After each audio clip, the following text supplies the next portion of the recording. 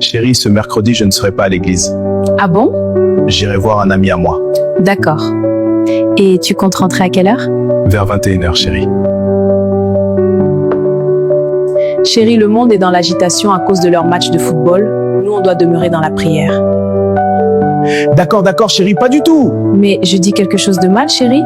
Non! Je suis un peu nerveux ce matin, chérie.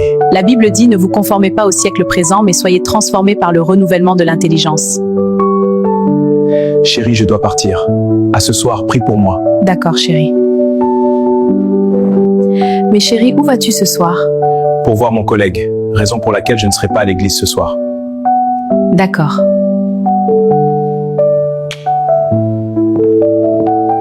Je dois écouter la bande de frères Branham intitulée Les Esprits Séducteurs. Ça monte dans mon cœur.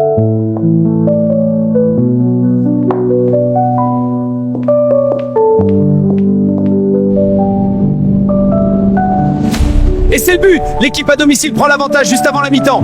On nous a marqué? Attention, c'est le but! Le but, le doublé de Neymar! Oui, incroyable! Wouhou! Trop fort! Fin du match, on a gagné! Patrick, à l'église aussi, tu es comme ça, zélé? Non, je dors souvent. Même pour venir ici, j'ai trompé ma femme. Patrick, tu vis dans l'hypocrisie, sois un païen comme moi. Tu sais, si le pasteur Joachim Elizer voit ce que je fais, il va faire un film intitulé Le Frère Chauve-souris. Oui, c'est exactement ça. Bon, je dois partir chez moi. Merci, Paul. D'accord, à la prochaine. Et c'est comme ça que tu veux que je puisse venir dans votre église? Tu as failli même casser ma télé. Et ta femme ne sait même pas que tu as une copine. Et à l'église, on t'appelle frère Patrick. Du n'importe quoi. Ça fait nuit. Il est 23h. Chérie, on a fini tard. La tête me fait mal. Je dois me reposer, s'il te plaît. Romains 12:2 nous dit « Ne vous conformez pas au siècle présent, mais soyez transformés par le renouvellement de l'intelligence, afin que vous discerniez quelle est la volonté de Dieu, ce qui est bon, agréable et parfait. » Que signifie que ne vous conformez pas au siècle présent?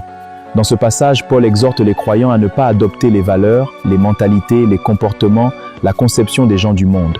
Ici en 2026, la FIFA est très claire. Elle a dit « Coupe du monde » et non la Coupe des chrétiens ou la Coupe de Dieu, c'est clair. Mais nous voyons des chrétiens sans honte s'afficher. C'est parce que vous êtes un mondain. Parmi les joueurs de football, nous avons des francs-maçons, des féticheurs, des homosexuels, des sorciers et autres. Mon frère, pensez-vous si Jésus-Christ vivait encore dans la chair aujourd'hui, vous pouvez aller voir un match? Vous savez, l'autre soir, j'ai dit que Christ est un rayonnement, non pas un éclat. Nous ne pourrons jamais convertir le monde en essayant de faire briller nos églises, de les rendre plus grandes et de perfectionner nos prédicateurs avec une meilleure instruction. Ils ont déjà toutes ces choses, ils ont toutes sortes de psychologie, des jeux de ballon et tout, le monde a cela. Mais nous avons quelque chose qu'ils n'ont pas, c'est Christ. Voyez, c'est vrai. Restez sur votre propre territoire. Nous avons Christ, eux n'ont pas Christ. Ils ont toutes sortes de psychologie, des jeux de ballon et tout. Le monde a cela. Mais nous avons quelque chose qu'ils n'ont pas.